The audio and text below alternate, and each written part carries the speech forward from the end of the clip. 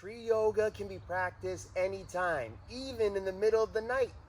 And I'm not talking about what you might be thinking. I'm talking about camping.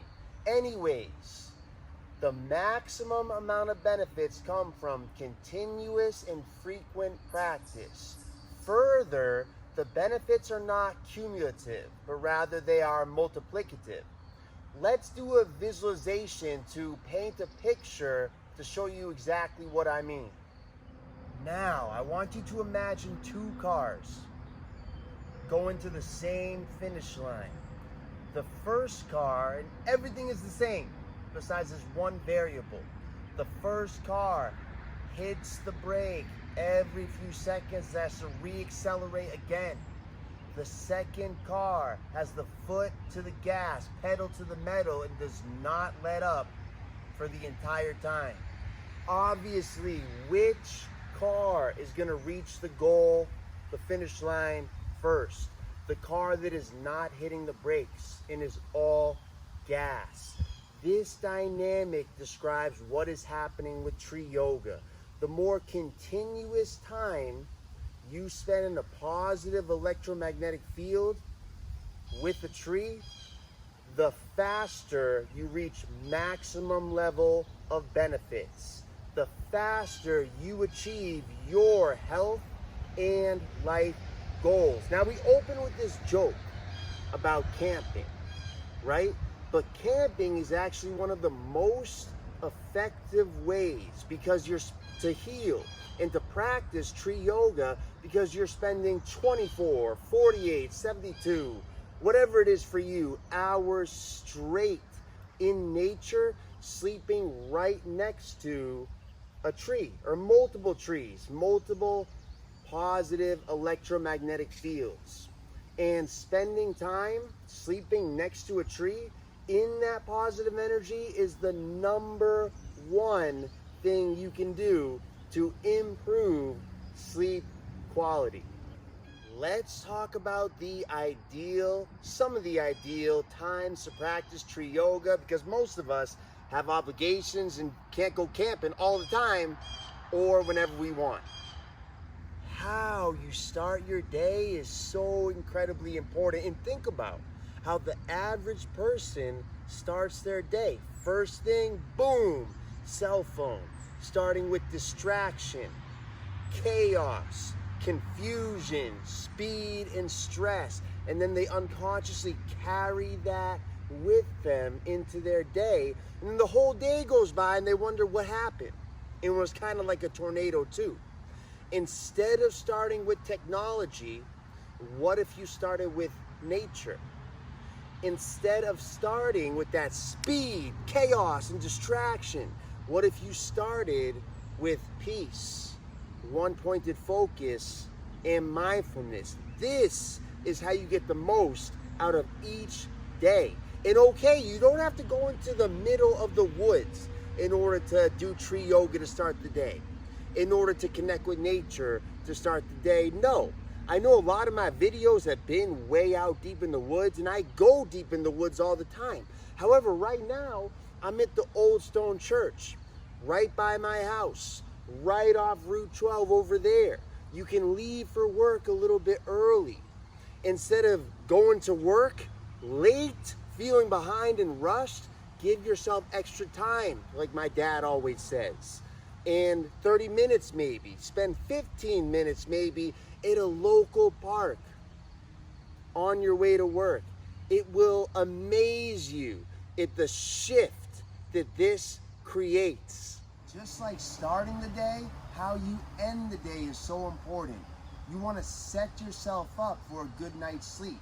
And think about how the average person, just like how they start the day, how do they end the day?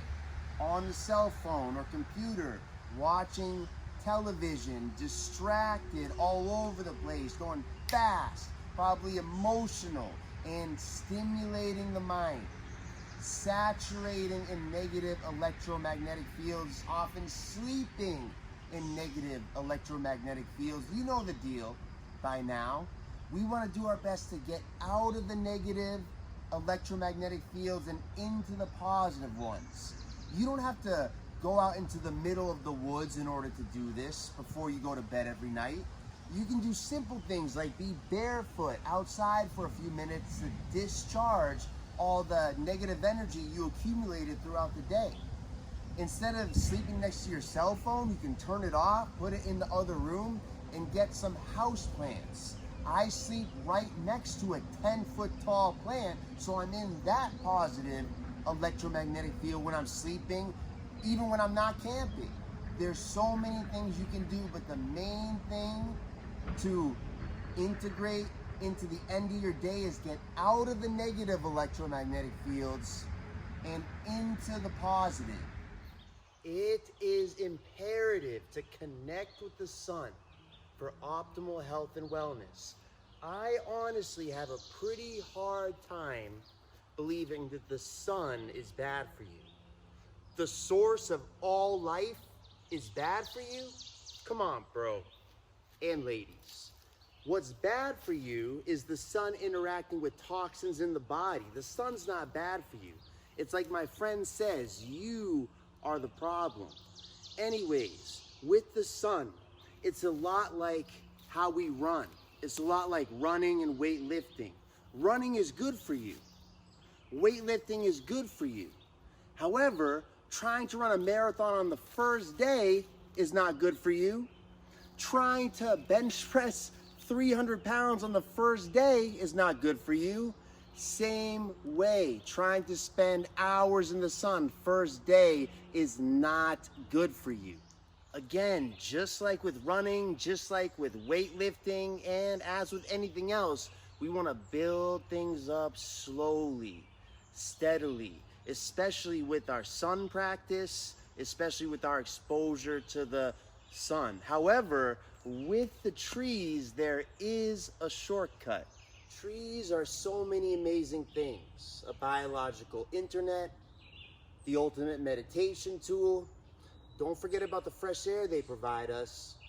But trees are also the most effective and efficient natural solar panels and solar storage units. Listen, I know some of the stuff we talk about seems so crazy, and I know this one will. However, that's only because of how far we've all strayed from nature. Think about what a tree is.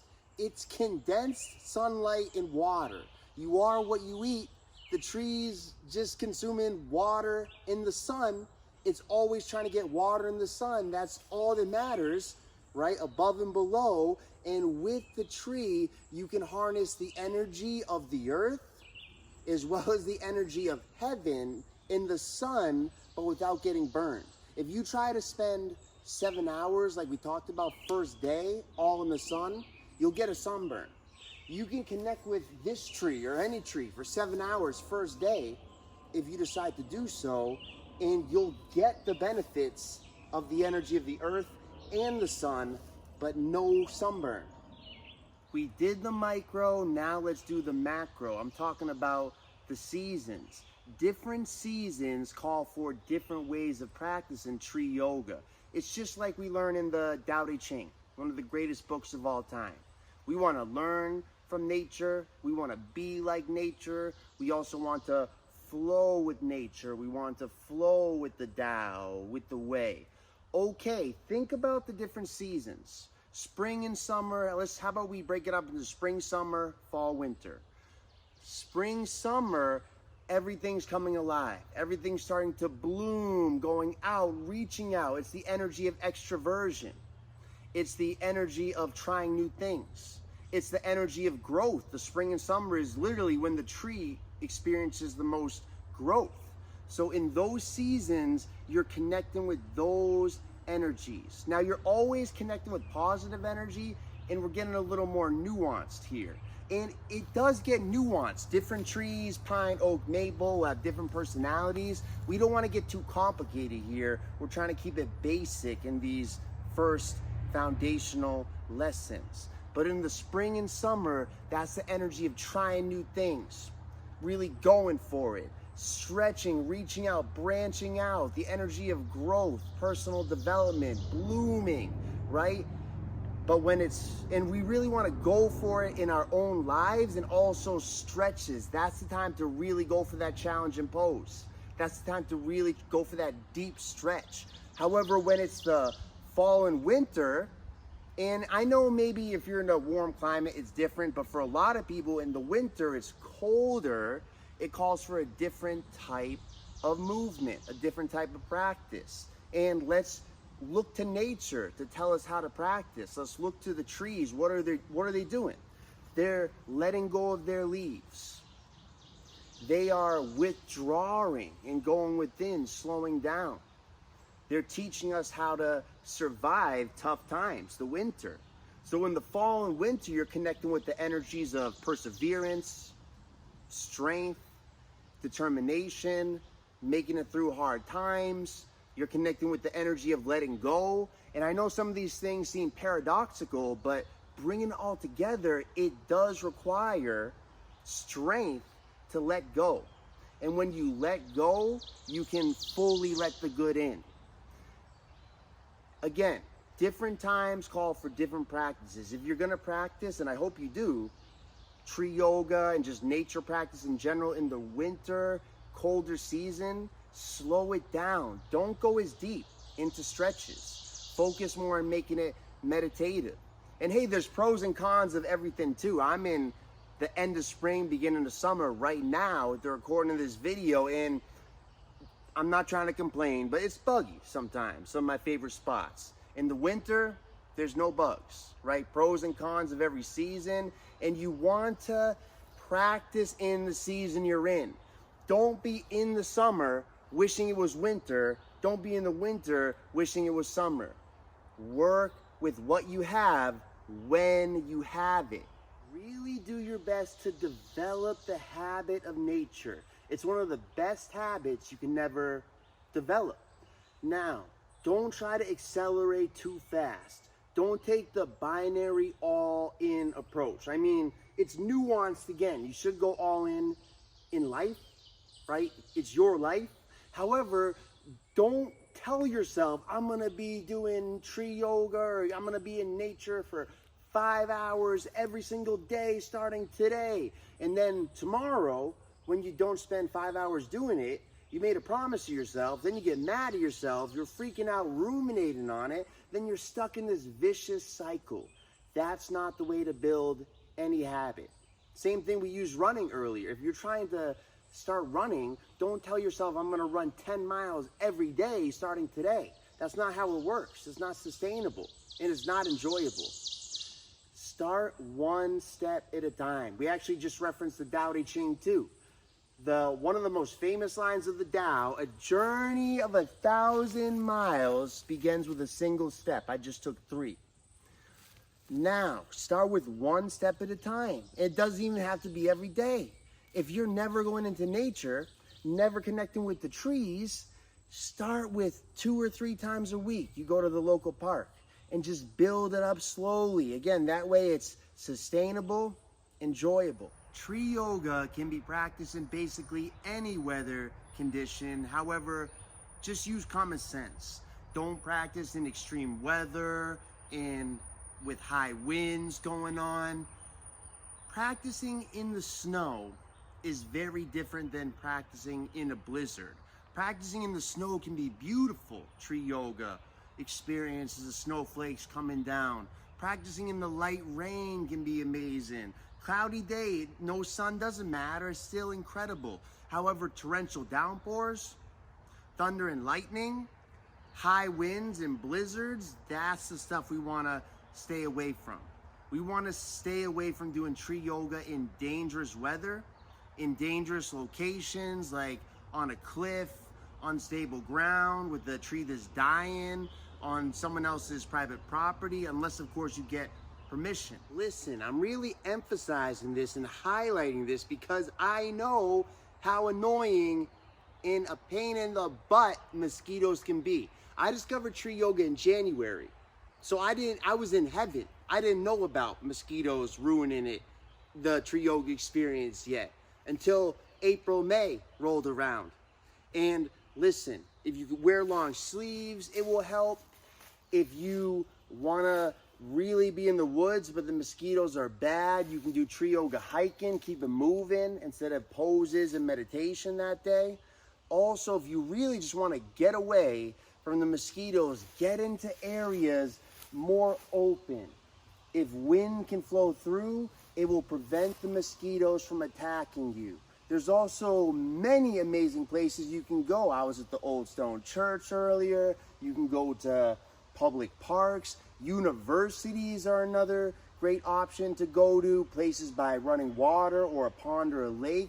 Any of that is great. If you just get into that open space, open air area, you will not have an issue with mosquitoes. I know I already said it, but one more time, public parks, your local public park, most likely will have amazing power trees. Most towns saved a lot of the best trees. And same thing with universities, I noticed. And again, I know I already mentioned it just a moment ago, but I mean, it is good to repeat it because most people don't know about these trees at universities. Don't go on closed campuses, obviously, but if you go to a place like Harvard or MIT or any of these places, WPI, any of these places or wherever the universities are near you that you can walk around, they have some amazing trees. I found a tree on the WPI campus that has like a 10-foot diameter trunk. They save some of the best trees at public parks and universities. And two more things, and then we'll close this lesson out in a moment. Mountains are great too, and you can find giant trees on mountains. And also going higher up will make less mosquitoes and more enjoyable tree yoga experience. And one more thing, I love to go to national parks, like the White Mountains is my personal favorite. There are incredible trees, and all you have to do is get out there and practice with them. We have discussed how more practice, especially more continuous practice, results in more benefits with tree yoga. However, in addition to that, it is literally impossible to overdo it with tree yoga, unlike other things. We've been using the running and weightlifting examples, and they are great things to do. You should definitely do them. However, you can't run all day. You can't weightlift all day. It is very easy to overdo it with these things. However, you can spend all day in nature. Spend more time in nature and spend more time next to trees in their positive energy. I promise you, there is no better use of time. And there is no more effective way to finding peace of mind.